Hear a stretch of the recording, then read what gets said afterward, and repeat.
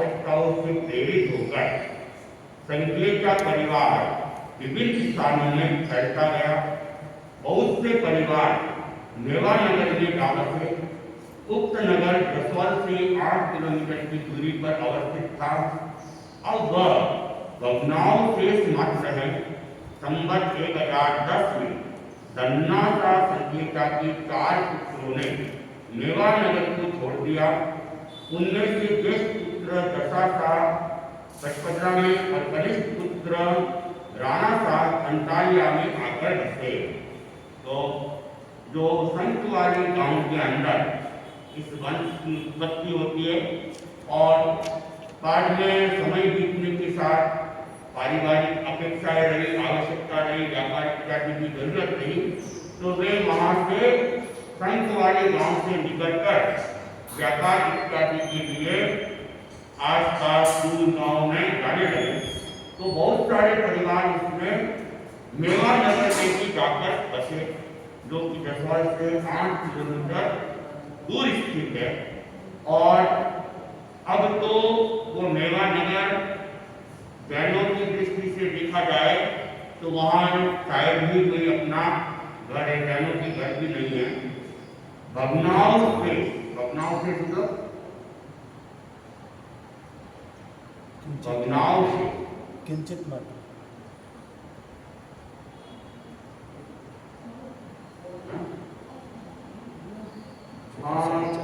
ऐसे इसमें ले सकते हो किंचित मात्रा की ले लो। बाकी भवना तो टूटा हुआ तो होता है ना, जो मकान टूट गया है उसमें भवनाओं से वो बाकी का बचा बुचा कचरा की तरफ मलबा जितना है, मलबा है, वह शेष रह गया हो, ऐसी स्थिति।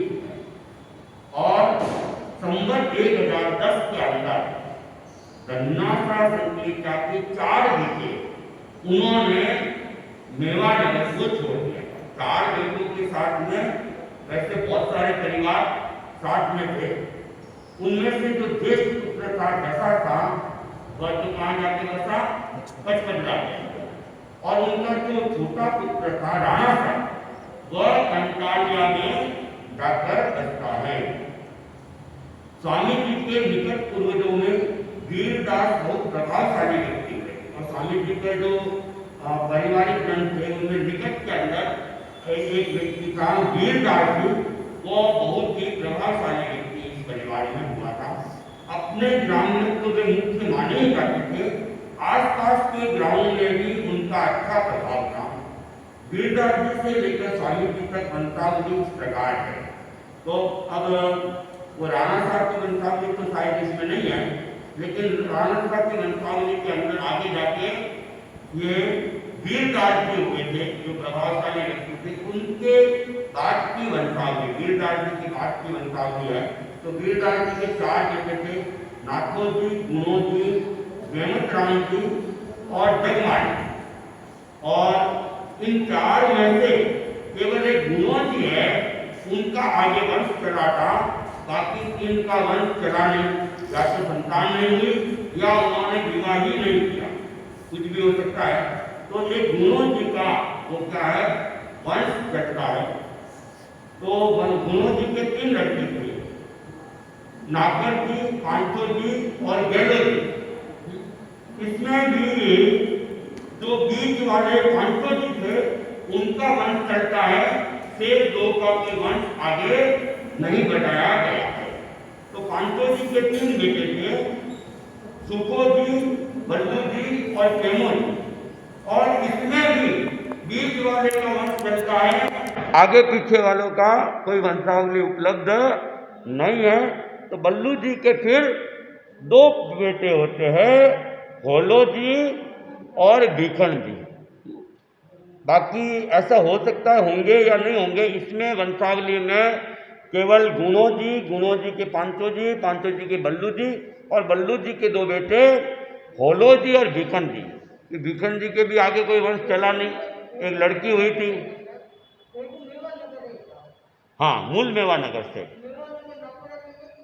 1 किलोमीटर है। नाकोड़ा जो मंदिर है ना, मंदिर से 1 किलोमीटर दूर गांव है मेवा नगर। अपने घर संभवतः नहीं है, दूसरे जाति के लोग वहाँ पे अभी भी रहते हैं। हाँ, नहीं, पहले तो बहुत सारे परिवार थे, बाद में पहले तो राज था या राजा थे वो, लेकिन कोई घटनाक्रम हो गई, वो राजा के बेटे ने कोई थोड़ा अपमान वगैरह कर लिया था, तो उस अपमान को देखने के बाद में उन्होंने निर्णय ले लिया था और एक साथ कहते 500 व्यक्ति रातों रात मेवानगर को खाली करके रवाना हो गए थे, ऐसी बात आती है। उक्त वंशावली सिरियारे के गुनासा शेषमल जी की बही से उद्धृत की गई है। और ये जो ऊपर में वंशावली दी, ये वंशावली कहाँ से मिली? तो सिरियारी के गुनासा थे जिनका नाम था शेषमल जी, उनकी बही के अंदर ये लिखी हुई थी, वहाँ से ये उद्धृत की गई, ली गई है। राजनगर के गुनासा दाखूलाल जी की बही में उक्त वंशावली कुछ भिन्नता लिए हुए है, और राजनगर के भी गुनासा है दाखूलाल जी, उनकी बही में भी ये वंशावली है, लेकिन उसमें थोड़ा सा फेर फार है। उसमें वीरदास जी का नाम नहीं है और उनके स्थान पर बख्तोसा का नाम है। वीरदास जी की जगह वो बख्तोसा की वंशावली बता रहे हैं। अन्य पीढ़ियों के नाम संख्या तथा पौर्वापर्य में भी कंचित अंतर है, और आगे की पीढ़ियों में भी थोड़ा बहुत अंतर उसमें आया हुआ है। उक्त वंशावली अवदुक्त प्रकार से है, और जो वो राजनगर वाली वंशावली है वो आगे और दी गई है, याद रखना आप लोग, वंशावली भी आ सकती है। बख्तोसा के 2 बेटे थे, गुणोसा और कपूर जी। तो कपूर जी के बारे में तो आगे कुछ नहीं है। गुणोसा के 3 बेटे थे, पांचो जी, नाकर जी, गैलो जी। और पांचो जी के 3 बेटे थे, बल्लू जी, सुको जी, पेमो जी। और बल्लू जी के 2 बेटे थे, होलो जी और भीखन जी। हैं? 2 नाम तो होलो जी तो याद है, होलो जी, भीखन जी याद है, बल्लू जी भी याद है ना, भीखन जी का पिताजी बल्लू जी तो याद ही है। देखो 3 हो गया, धीरे धीरे सारा हो जाएगा।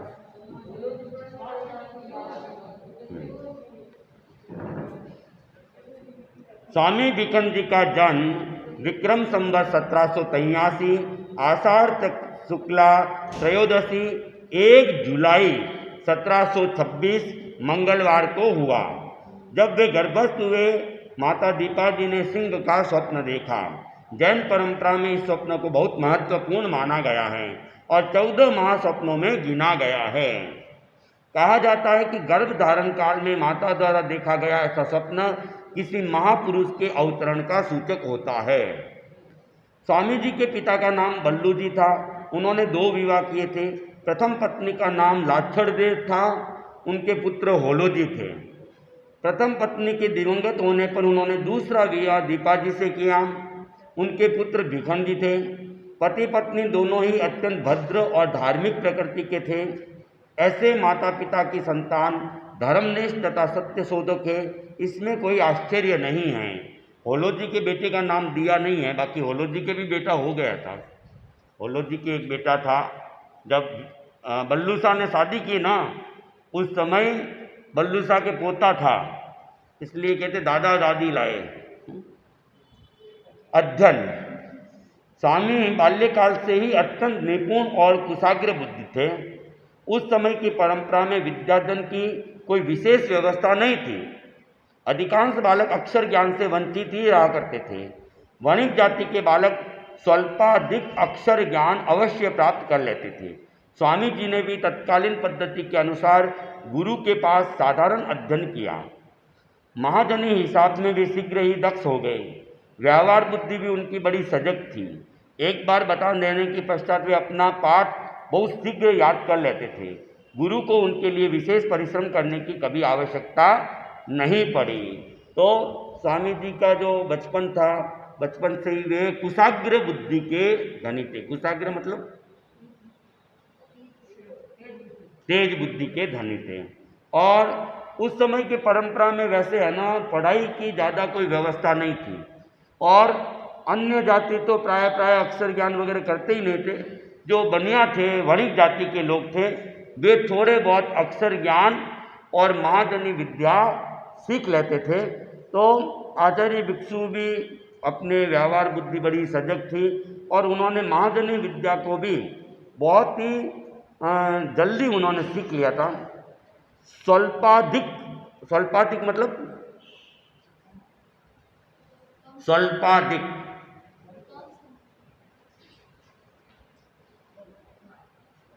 थोड़ा बहुत।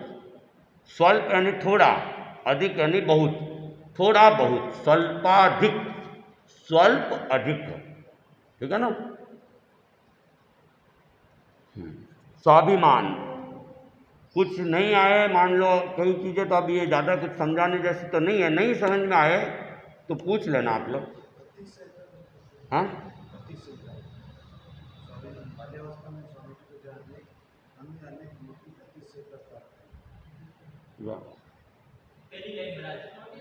हाँ,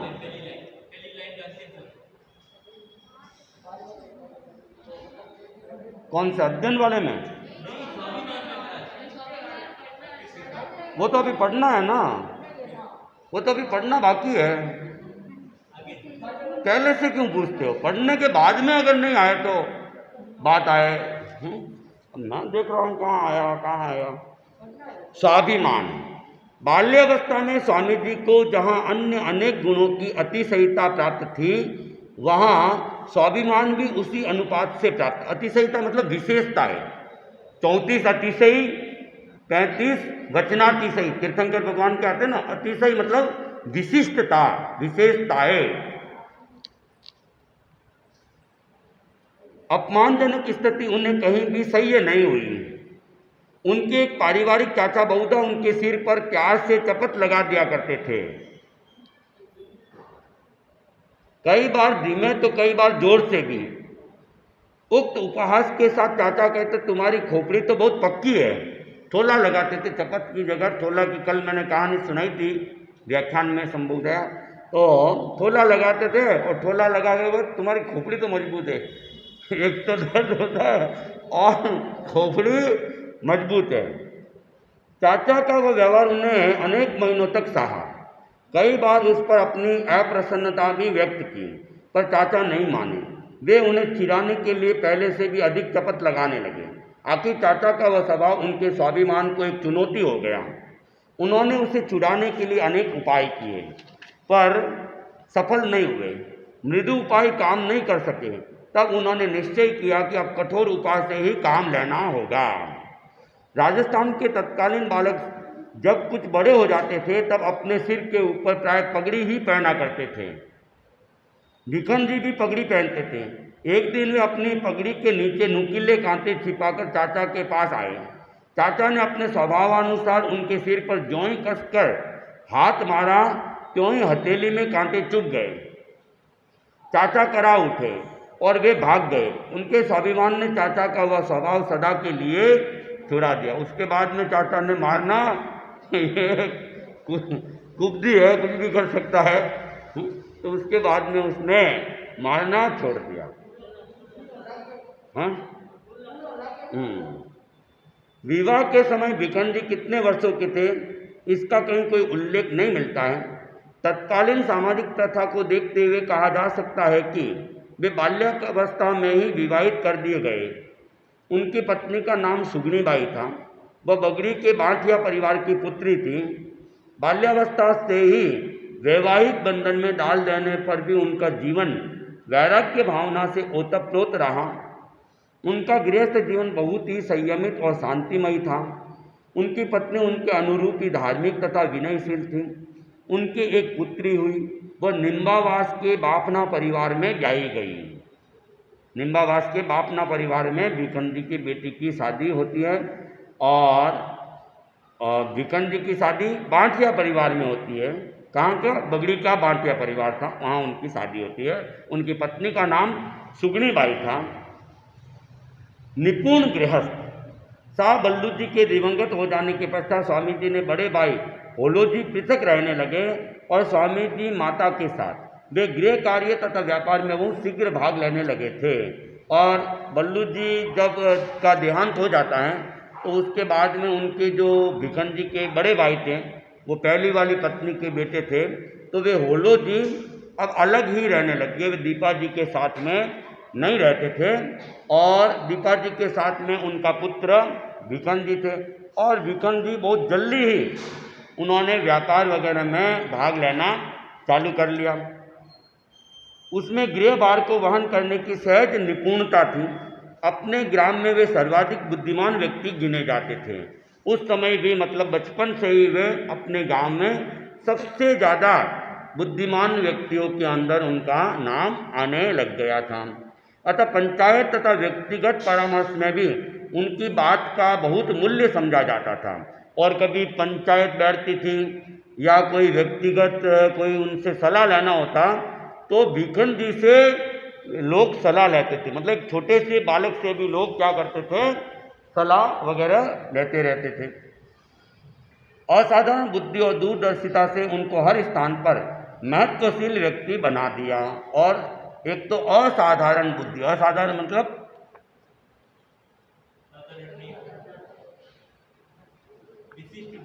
विशिष्ट बुद्धि, जो सामान्य बुद्धि नहीं थी, असामान्य। और दूरदर्शिता, दूर तक की सोच उनके पास में थी। इससे उनका महत्व क्या है, बढ़ जाता है। समय की सूझ, गृहस्थावस्था से ही स्वामी जी की सूझबूझ अद्वितीय थी। मनुष्य की प्रकृति से वे पूर्ण अभिज्ञ थे। बिगड़ते कार्य को बना लेना और उखड़ते व्यक्ति को जमा लेना उन्हें अतिशयता से आता था। किसी के डूबते साहस की नौका को वे अपने बुद्धि बल से अत्यंत कुशलतापूर्वक पार लगा देते थे। एक बार वे किसी कार्यवश ग्रामांतर में गए, एक राजपूत को साथ ले गए। कार्य संपन्न कर जब दोनों व्यक्ति वापस आने लगे तब मार्ग में ही राजपूत के पैर लड़खड़ाने लगे। वे नस्वार सूंघने के व्यसनी थे और वह समाप्त हो चुकी थी। उसके बिना चल पाना उनके लिए उतना ही असंभव था जितना कि पैरों के बिना। ठाकुर ने कहा, भिकन जी, नस्वार सूंघे बिना मेरे से तो अब आगे चलने पाना कठिन हो गया है। स्वामी जी चाहते थे कि सूर्यास्त से पूरी घर पहुंच जाए। रात्रि हो जाने पर मार्ग में चोर तथा लुटेरों का भय रहता है।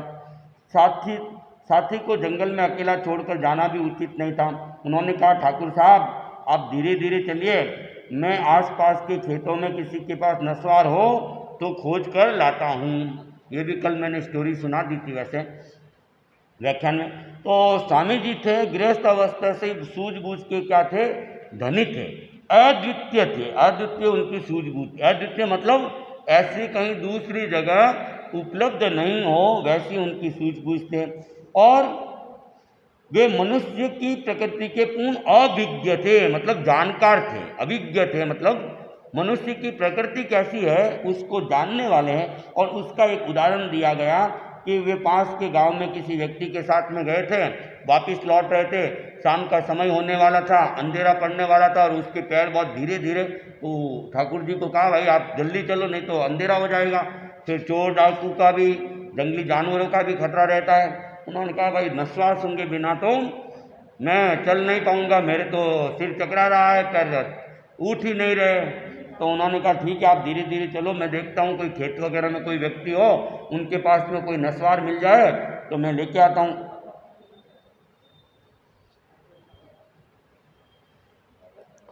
ठाकुर थोड़े आश्वस्त हुए, वे धीरे धीरे आगे चल पड़े। भिकन जी ने 2-4 खेतों में जाकर नस्वार की खोज की पर वह कहीं नहीं मिली। उन्हें तब एक कंडे की बुकनी बनाई और उसकी पुड़िया ठाकुर के हाथ में थमाते हुए बोले, ठाकुर साहब, कोई बहुत अच्छी तो नहीं है, ऐसी साधारण नहीं मिली है। और एक कंडा मिल गया रास्ते के अंदर, तो कंडे को ही चूरा कर दिया। गाय गोबर वगैरह जो होते हैं ना, तो वो उस गोबर वगैरह का जो था उस कंडे का ही चूरा कर लिया और कोई कचरा था उसको निकाल दिया और लेके गए। ये साधारण है, कोई अच्छी तो नहीं है, देखो आपके काम आए। तो ठाकुर तो जमाइया ले रहे थे, उनको तो वैसे ही उबासी आ रही थी। जमाइया मतलब उबासी। पुड़िया को देखते ही उनका मन हरा हो गया, मतलब प्रसन्न हो गए। हरा होना मतलब प्रसन्न होना। उन्होंने पुड़िया को खोला और चिमटी भर के सूंघने का आनंद लेते हुए कहा, भिकन जी, ठीक ही है, काम चल जाएगा, अब इससे तो काम चल जाएगा।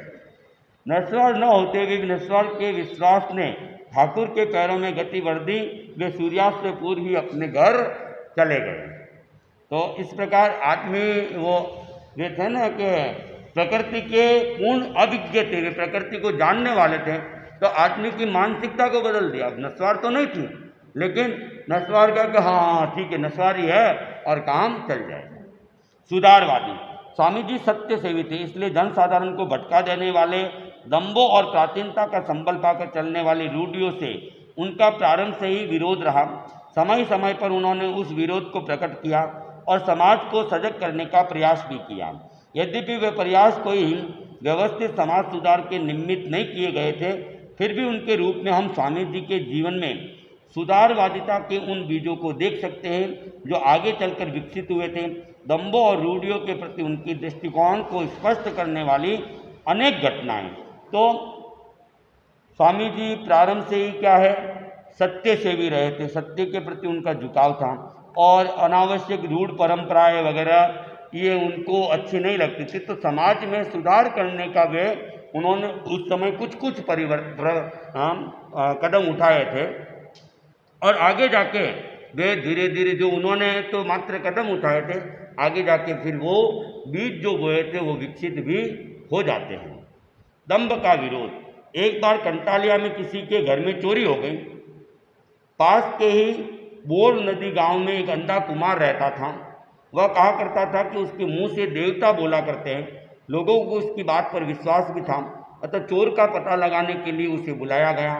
दंभी कुमार दिन में भिकन जी के पास आया और इधर उधर की बातें करने के पश्चात चोरी का प्रसंग छेड़ते हुए पूछने लगा, आपका संदेह किस पर है? भिकन जी के बारे में उसने भी सुन रखा था कि यहाँ भिकन जी बड़े समझदार है, बुद्धिमान है, तीक्ष्ण बुद्धि के धनी है, तो वह दिन में रात को देवता को बुलाएंगे। तो उसने दिन में भिकन जी से मिला, पहले तो थोड़ी देर इधर उधर की बातें की और बात बात में फिर ये गांव में चोरी हुई है इस प्रसंग पे आ गए और पूछा कि आपका संदेह किस पर है? भिकन जी को पूछ लिया। तो भिकन जी उसकी ठग विद्या को झट ताड़ गए। भिकन जी समझ गए मैं अब जो भी नाम बताऊंगा रात को ये देवता के नाम पर उसी नाम को बोलने वाला है। तो उनकी बुद्धि बहुत तीव्र बुद्धि थी, वे समझ गए कि ये क्या करने वाला है। तो वे झूठ बोले, मेरा संदेह तो मजने पर है। मजना कौन है क्या है ये भी उसको पता नहीं था। उसने तो कह दिया भिखन जी ने कि मेरा संदेह कहाँ है, मजने पर है। तो उसने वो नाम याद करके रख लिया। बस रात को देवता आएगा और देवता क्या बोलेगा, मजने का नाम बोल देगा। तो रात को जब चोरी वाले घर गए पर लोग एकत्रित हुए, कुमार को रहस्य का उद्घाटन करने के लिए कहा गया। तो उसने अपने पूर्ण निश्चित लहजे में बोलते हुए कहा, डाल दे रे, डाल दे रे, गहने डाल दे। गहने की चोरी हुई थी। तो वो देवता आया, देवता को बुलाया गया, देवता आया, देवता ने कहा डाल दे, डाल दे, गहने डाल दे। लेकिन कोई डालने वाला हो तो डाले, कोई डाल नहीं रहा था। तो परंतु इस तरह कहने से कौन गहने डालता। लोगों ने चोर का नाम बताने के लिए प्रार्थना की। कुमार ने कड़कते हुए कहा, चोर मजना है, उसी ने गहने चुराए। चोर कौन है? मजना है। भिखन जी ने नाम बताया था, मजने के ऊपर संदेह है। तो उसने क्या, चोर तो मजना है और उसने ही गहने चुराए। पास में बैठे फकीर ने कहा, क्या मूर्खता की बात करते हो, मजना क्या गहने चुराएगा? ये तो मेरे बकरे का नाम है। मजना तो किसका नाम है? बकरे का नाम है, कोई आदमी का नाम तो था ही नहीं। भिखन जी ने तो जानबूझ के उसकी पोल खोलने के लिए मजना नाम बताया था। किसका नाम बताया? बकरे का नाम, किसी आदमी का नाम नहीं बताया था। ये सुनकर सभी लोग हंस पड़े। अवसर देखकर भिखन जी ने दिन में कुमार के साथ हुई बातचीत सुनाई और कहा, तुम लोगों की बुद्धि कहाँ गई है? जो आंख वालों से चुराए गए माल का पता इस अंधे आदमी से लगवाना चाहते हो। चोरी तो हुई आंख वाले की यहाँ और पता लगवा रहे हो अंधे व्यक्ति से आप लोगों की। और फिर सारी दिन में जो घटना हुई थी वो बता दी कि मैंने ही मजने का नाम तो मैंने ही सजेस्ट किया था कि भाई मुझे संदेह है, वो नाम इसने बता दिया। इसके देवता कुछ आने वाले नहीं है, ये तो लोगों से इधर उधर से पता कर लेता है और जहाँ संदेह होता है उसका नाम पकड़ा जाता है। इस प्रकार कुमार की पोल खोलकर उन्होंने सारे गांव को उसके दंभ से बचा लिया। ओकुण कालो जी काबरो। जमाई जब ससुराल जाता है तब उसे गालियाँ गाई जाती है। राजस्थान में आमतौर से ये रूढ़ी प्रचलित है। गाई थी, ये भी गाई थी। हाँ, एक बार जब भिखन जी ससुराल गए और वहाँ भोजन करने बैठे तो स्त्रियाँ गालियाँ गाने लगी। ओ कुण कालो जी काबरो। विक्रम जी को वो रूढ़ी बहुत बुरी लगी। अपने लंगड़े सारे की ओर तो संकेत करते हुए उन्होंने स्त्रियों को कहा, अंधे लूले और लंगड़े को तो आप अच्छा बताती है और अच्छे को आप क्या बताते हो, बुरा बताते हो। अंधे लूले तथा लंगड़े को आप, मैं इसे पसंद नहीं करता। और ऐसा कह के भोजन को बीच में ही छोड़कर वे खड़े हो गए। उनके उस विरोध का तत्काल प्रभाव हुआ। आगे सदा के लिए गालियाँ बंद हो गई। तो गालियाँ उल्टी सीधी बात कर देते थे, तो स्वामी जी तो ठीक ठाक थे, उनको तो उल्टा सीधा बताया जा रहा था। और उनका एक साला था, लंगड़ा था, उसको अच्छा बताया जा रहा था। तो स्वामी जी ने देखा ये तो सब पोलम पोल है। तो उन्होंने कहा, मैं ऐसे घर में भोजन ही नहीं करता हूँ जहाँ झूठी परंपराओं का पालन करते हैं। फिर उनको जैसे जैसे मनाया होगा और आगे से फिर ये गालियाँ गाने की जो परंपरा थी उस समय बंद हो गई। गाली गाने की कुप्रथा। स्वामी जी अपने आचार्य काल में भी गाली गाने की कुप्रथा का विरोध करते रहे। उन्होंने उक्त प्रथा को स्त्री जाति की लज्जाशीलता के बिल्कुल विपरीत बताया। उनकी दृष्टि में यह प्रथा स्त्री जाति की वैचारिक नग्नता है, जो कि शारीरिक नग्नता से भी अधिक भयंकर होती है। उन्होंने कहा, आ तो नारी लाज करे घणी, न दिखावे मुख ने आँख, पिन गालिया गावन ने ऊसरी, जाने कपड़ा दीदा नाक। तो आचार्य काल के अंदर भी आचार्य भिक्षु ने इस कुप्रथा का खूब विरोध किया और उन्होंने कहा कि ये एक मतलब जो नारी जाति में लज्जाशीलता होनी चाहिए, लेकिन इस रूप में वो बिल्कुल ही शर्म नाम की कोई चीज़ उनमें रहती नहीं है। और जब वो गालियाँ गाने लगती है तो जैसे वो नग्न हो गई हो उस स्थिति के अंदर आ जाती है। ऐसी बद्दी बद्दी वे गालियाँ गाती है। एक तरफ तो क्या है, घूंघट निकालती है, मुंह नहीं दिखाती है, आंखों को भी छुपाती है, और दूसरी तरफ बद्दी गालियाँ गाती है, वहाँ उनको बिल्कुल भी शर्म नहीं आती। शीतलता आदि का विरोध।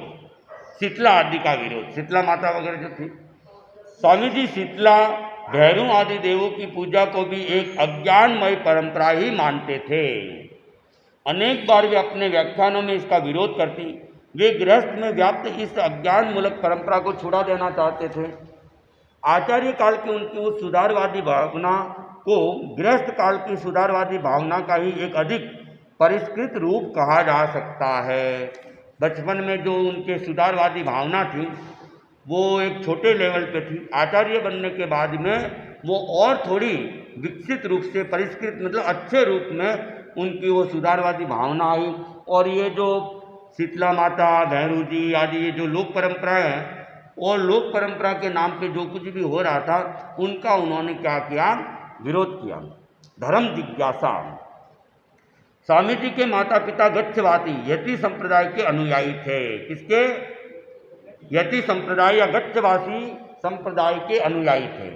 अतः उनका सर्वप्रथम धार्मिक संपर्क उन्हीं से प्रारंभ हुआ। किनका? स्वामी जी का धार्मिक संपर्क किससे हुआ? हाँ, यतियों से चालू हुआ। किंतु वहाँ के वातावरण में उनके धर्म जिज्ञासु अंतःकरण को तृप्ति नहीं मिली।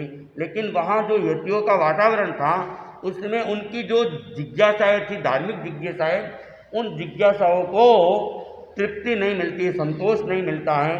कालांतर में वे पोतियाबंद संप्रदाय के व्यक्तियों के पास व्याख्यान आदि सुनने के लिए जाने लगे। और समय बीतने के बाद, कालांतर मतलब काल के अंतर के बाद, वे पोतियाबंद संप्रदाय था वहाँ उनके वहाँ पे वो व्याख्यान आदि सुनने के लिए जाते थे। स्वामी संप्रदाय का नाम है, जैसे तेरापन संप्रदाय का नाम है ना, वैसे पोतियाबंद संप्रदाय है।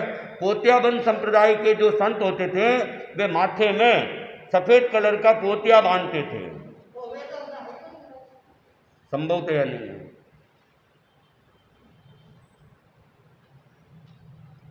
स्वामी जी के चाचा पेमोजी पोतियाबंद संप्रदाय में दीक्षित हुए थे और स्वामी जी के चाचा थे वे, उनका नाम था पेमोजी, वे भी पोतियाबंद संप्रदाय के अंदर दीक्षित हुए थे। उनके कारण वहाँ के संपर्क में काफ़ी गहराई तो आई, परंतु वहाँ भी स्वामी जी की भक्ति चिरस्थायी नहीं बन सकी। उसके कारण से उन लोगों पोतियाबंद संप्रदाय से थोड़ा संपर्क भी गहरा हुआ, लेकिन वहाँ भी उनकी जो जिज्ञासाएँ थी वो शांत नहीं हुई। तो उनकी वो भक्ति थी चिरस्थायी नहीं रही। मतलब चिरस्थायी मतलब लंबे समय तक नहीं रही। आखिर उनका संपर्क स्थानकवासी संप्रदाय की एक शाखा के आचार्य रुगनाथ जी से हुआ और वे उनके अनुयायी बन गए और बाद में घूमते घूमते वे रघुनाथ जी के संपर्क में आ जाते हैं और फिर उनके वे अनुयायी बन जाते हैं। विभिन्न संप्रदायों के संसर्ग में आने से उन्हें धर्म विषय अनेक प्रकार के विचारों से अवगत होने का अवसर मिला और अनेक अनेक संप्रदायों में गए तो उससे उनके अलग अलग कई विचार उनके सामने उत्पन्न हो गए, परंपराओं का उनको ज्ञान हो गया। उनकी तात्विक बुद्धि उन विभिन्नताओं के स्पर्श से और प्रखर हो उठी। उससे एक लाभ यह भी हुआ कि सांसारिक जीवन के प्रति उनकी उदासीनता उत्तरोत्तर बढ़ती गई और वे सब जगह जाते थे तो कुछ वैराग्यमय बातें सुनते थे तो इससे संसार से उदासीन हो गए, संसार से उनकी आसक्ति हट गई थी। वैराग्य की भावना उत्तरोत्तर उनकी बढ़ती जा रही। उत्तरोत्तर मतलब अधिक से अधिक।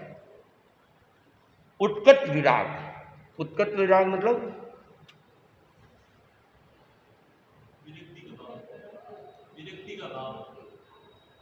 उत्कट विराग, तीव्र विराग। उत्कट यानी तीव्र, विराग तो वैराग्य है ही है, उत्कट तीव्र विराग, तेज विराग। धर्म साधना और भोग साधना का साथ नहीं हो सकता, दोनों में से किसी एक को ही अपनाया जा सकता है। इस निष्कर्ष पर पहुंचकर भिखन जी ने अपने आप को धर्म साधना के लिए ही समर्पित करने का निश्चय किया। उनकी अंतर्ध्वनि ने उन्हें बताया कि भोग साधना में अपने को खपा देना इस अमूल्य शरीर का दुरुपयोग है। उन्होंने प्राप्त भोगों को स्वाधीनतापूर्वक छोड़कर दीक्षित होने का निर्णय किया। उनके साथ उनकी पत्नी ने भी उसी मार्ग का अवलंबन करने का विचार किया। अवलंबन मतलब अवलंबन,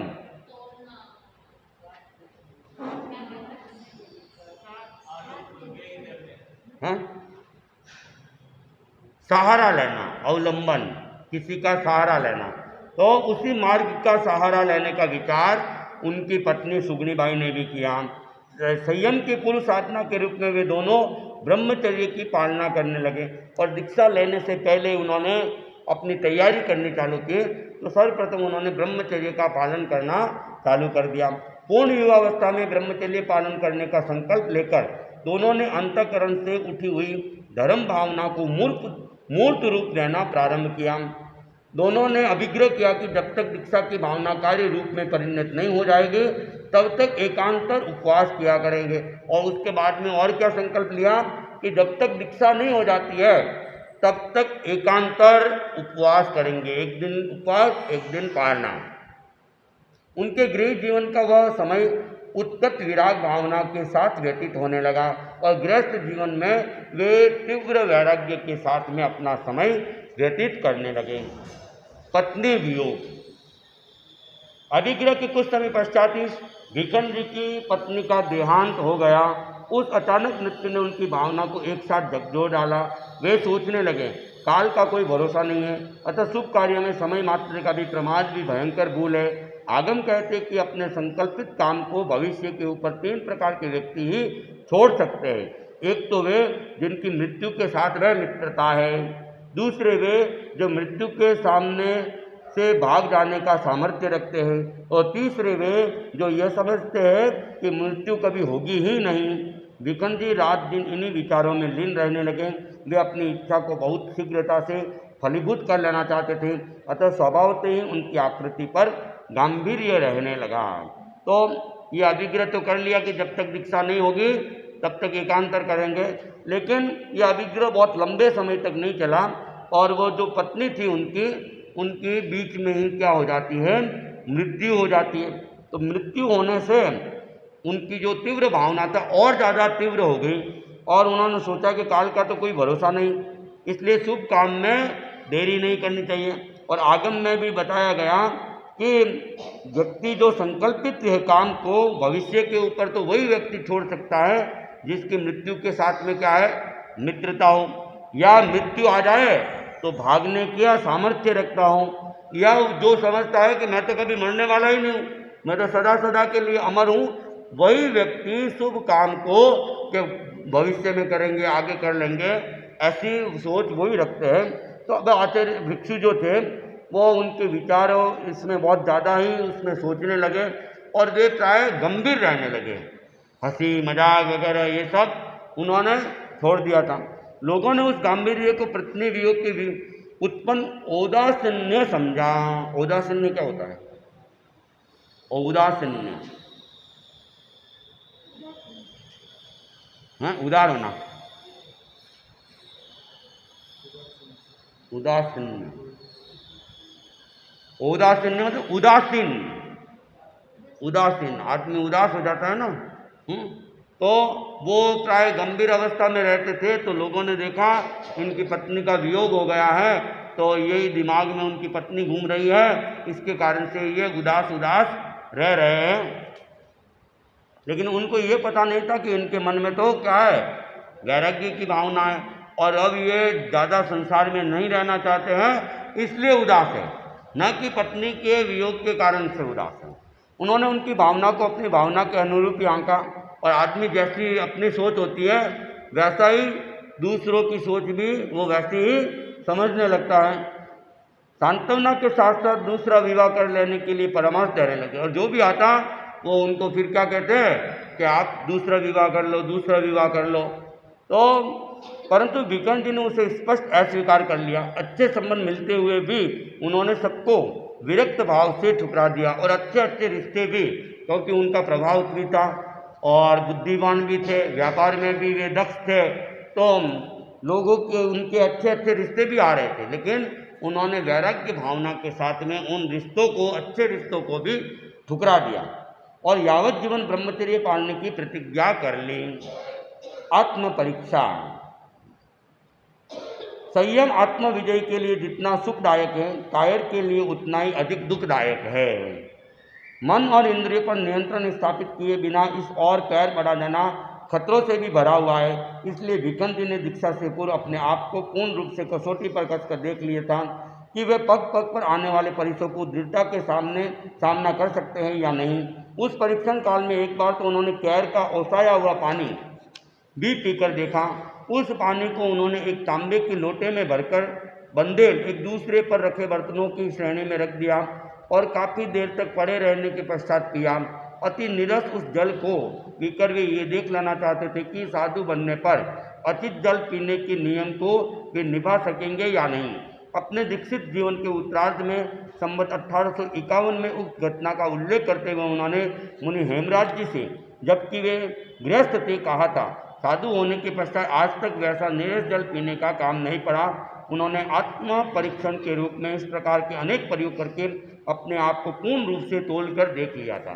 तो दीक्षा से पहले उन्होंने अनेक कसौटियों के ऊपर कसा था, और एक बार तो कहते हो कैर होते, कैर उस जो उधर मारवाड़ के इलाके में वैसे कैर ज़्यादा ही होते हैं, कंटीलिया इलाका है, तो कैर को भिगोया हुआ, तो भिगा हुआ था, और उसको भी फिर किस में रख दिया, तांबे के बर्तन में, तो और ज़्यादा, कैर तो वैसे ही कड़वा होता है और भिगोए हुए कैर का पानी तो कड़वा होना ही है, और फिर उसको तांबे के बर्तन के अंदर डाल दिया और वो और ज़्यादा तांबे का असर भी उसके अंदर आने लगा।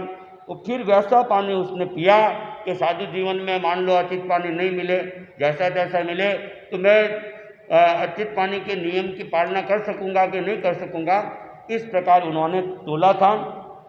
कहते साधु बनने के बाद में ऐसा अवसर कभी आया ही नहीं, और विक्रम संवत 1851 में अपने जीवन की इस घटना के मैंने ऐसा किया था, किसको बताई?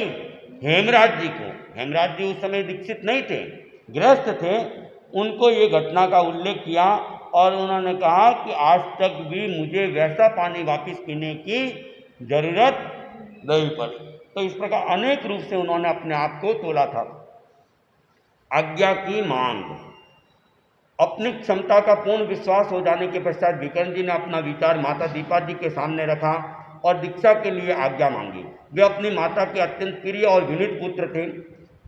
शाह बल्लू जी का देहांत होने के पश्चात वे उनकी हर आवश्यकता पर बड़ा ध्यान रखा करते थे। ऐसी स्थिति में पुत्र के मुख से दीक्षा लेने की बात सुनकर दीपा जी को बड़ा धक्का लगा। उन्होंने उनसे बड़ी आशाएं बांध रखी थी। वे बहुधा कहा करती थी कि मेरा बेटा बड़ा होनहार है, समय पाकर ये कोई महान यशस्वी व्यक्ति बनेगा। वृद्धावस्था के अपने एकमात्र सहारे को छोड़ देना उन्हें कभी अभिष्ट नहीं था, अतः दीक्षा के लिए आज्ञा देने का उन्होंने स्पष्ट निषेध कर दिया। तो जब अपने आप को परीक्षण से तोला तो दीपाबाई से दीक्षा की मांग की, दीक्षा की आज्ञा मांगी। तो ये क्या है, अपनी माँ के एकमात्र बेटे ही थे, प्रिय बेटे भी थे और विनीत भी थे। और बल्लू जी का जब स्वर्गवास हो जाता है तो उनकी हर आवश्यकता भिखन जी ने क्या की थी, पूरी की थी। और बुढ़ापे के भी वो एकमात्र सहारे थे। और फिर उनको वो सिंह का स्वप्न आया था, तो उनको लगता था कि मेरा बेटा तो बड़ा होनहार होगा, यशस्वी व्यक्ति होगा, भला मैं इसको दीक्षा कैसे दूं। तो इसलिए उन्होंने दीक्षा देने का मना कर दिया, निषेध कर दिया। निषेध मतलब मना। तो अब मना किया है, और ये क्या करते हैं, कैसे करते हैं, आगे अपन तो सुनेंगे। आज इतना ही रखते हैं। आगे प्रश्न क्या और चलाऊं? बस थक गए? चलो तो प्रश्न पूछ लो। 3 प्रश्न, 3 प्रश्न में 1 प्रश्न सबसे पहले दिन का, ऐसे पूछ सकते नहीं? हाँ क्या? चलो अच्छा, चलो कोई बात नहीं। तो भविष्य के लिए वहाँ से कल तक जितना पढ़ाया था वहाँ के मैं प्रश्न पूछ रहा हूँ।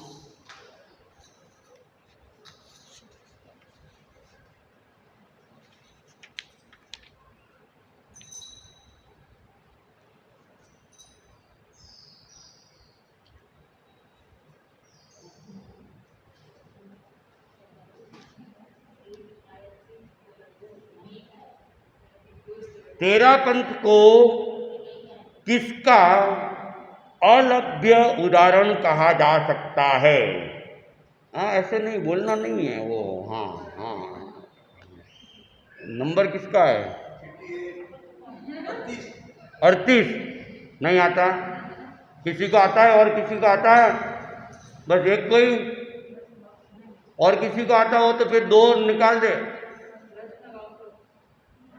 तेरा पंथ को किसका अलभ्य उदाहरण कहा जा सकता है?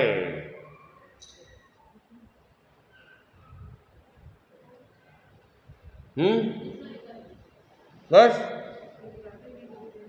लो बोलो। हाँ मानसी, हाँ आत्मानुशासन का अलभ्य उदाहरण कहा जा सकता है। ठीक है।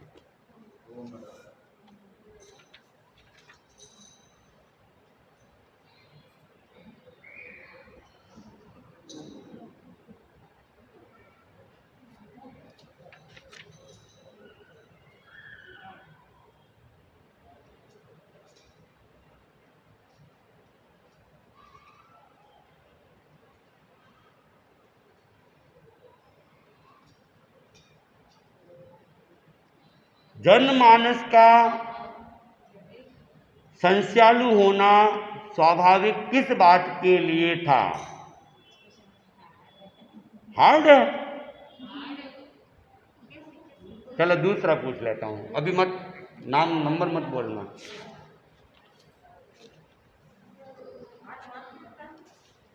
आता है? अच्छा तो क्या उत्तर को भी उल्टा घुमा दो।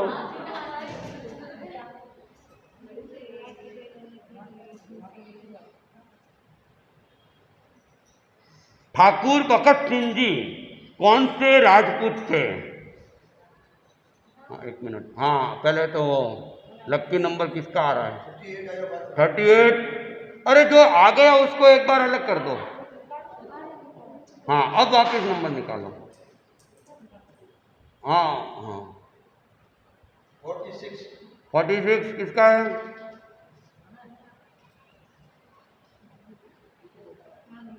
आपका है, बोलो उत्तर बोलो, आपका है तो।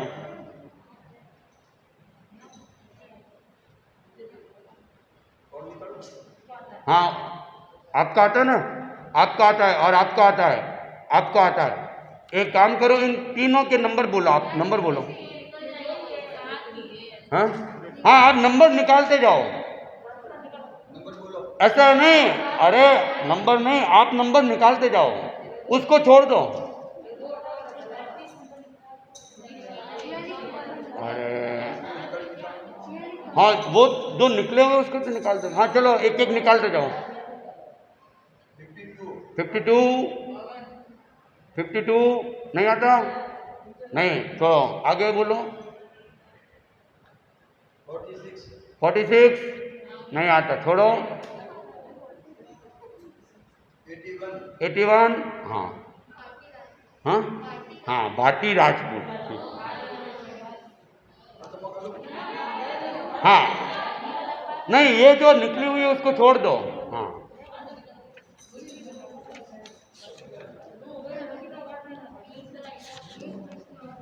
एक और,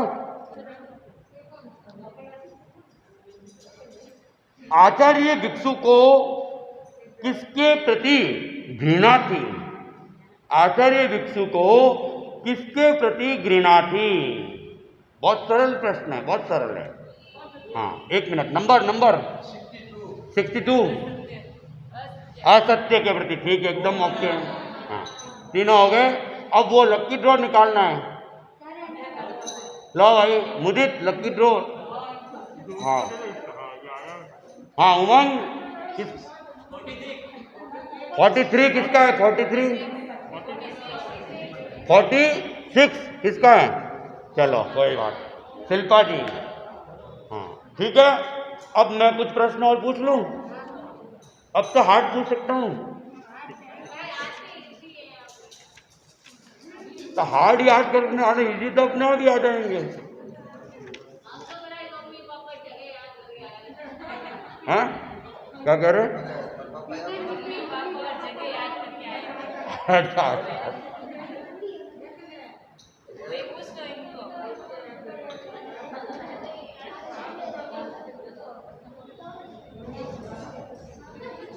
क्रांति की निर्दोषता कौन सिद्ध करती है? क्रांति की निर्दोषता कौन सिद्ध करती है?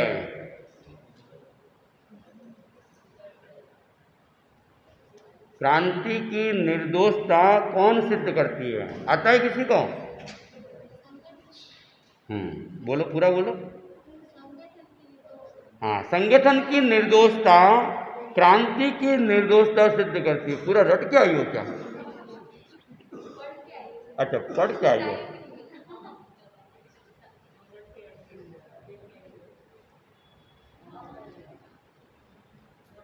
आचार्य भिक्षु ने कैसे संगठन की नींव रखी?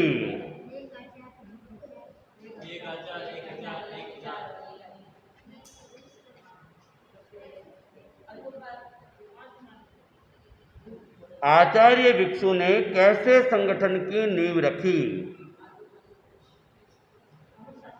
निर्मला जी,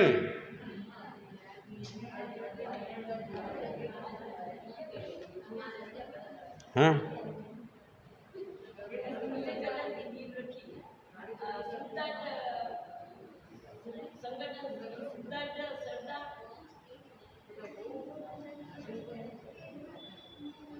सबल और, हाँ सबल, निर्दोष और क्रियाशील संगठन की नींव रखी। देखो हार्ड हार्ड प्रश्न तो मैंने छोड़ दिए थे।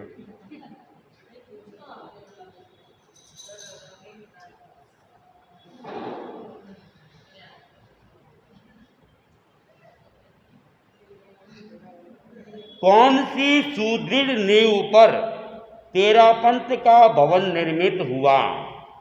कौन सी सुदृढ़ नींव पर तेरापंथ का भवन निर्मित हुआ?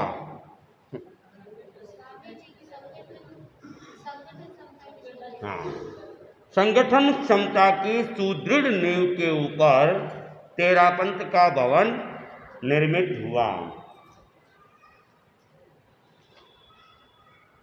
संगठन की विशुद्धि के लिए किसकी संयोजना आवश्यक होती है?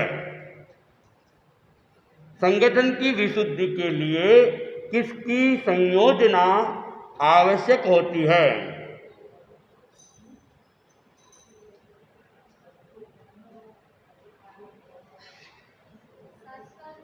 हाँ,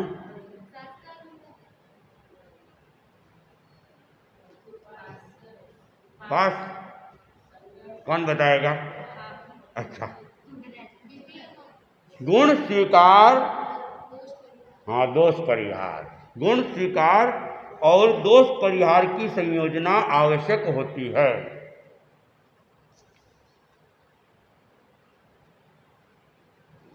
अच्छा, वो एक प्रश्न मैंने पहले आया था लेकिन छोड़ दिया था ना आपने। किसके विषय में जन्माष्टमी संस्यालु होना स्वाभाविक था? किसके विषय में? संगठन की सफलता और स्थायित्व के विषय में जनमानस का संस्यालु होना स्वाभाविक था।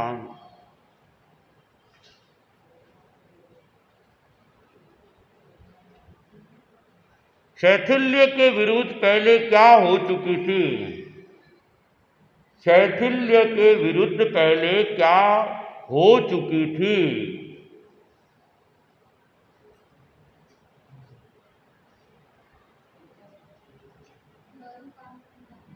उत्क्रांतियां, धर्म क्रांति, उत्क्रांतियां शब्द है यहाँ पर। बात वही है धर्म क्रांति, लेकिन यहाँ शब्द उत्क्रांतियां नहीं है। धर्म क्रांति शब्द का प्रयोग शायद यहाँ पे नहीं आया है।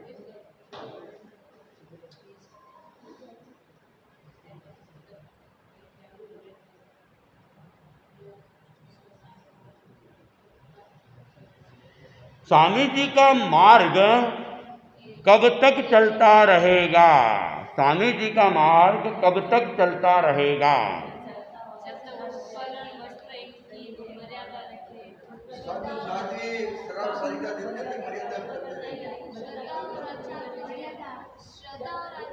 श्रद्धा तो वही है, पड़ोस में।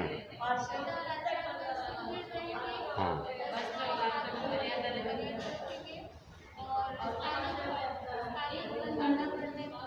ठीक है। तीन चीजें बताई गई है। श्रद्धा और आचार में सुदृढ़ रहेंगे, एक। दूसरा, वस्त्र पात्र आदि उपकरणों की मर्यादा का उल्लंघन नहीं करेंगे। तीसरा, स्थानक खड़े करने में फेर में नहीं पड़ेंगे। तब तक ये मार्ग अच्छी तरह से चलता रहेगा। ठीक है, इतना ही रखते हैं अपना। एक लास्ट प्रश्न, अभिनव रत्नत्रयी कौन सी है? हाँ, एक आचार, एक विचार और एक आचार्य, ये अभिनव रत्नत्रयी है। चलो चलो आगे, वो आपकी जो भी कार्रवाई है।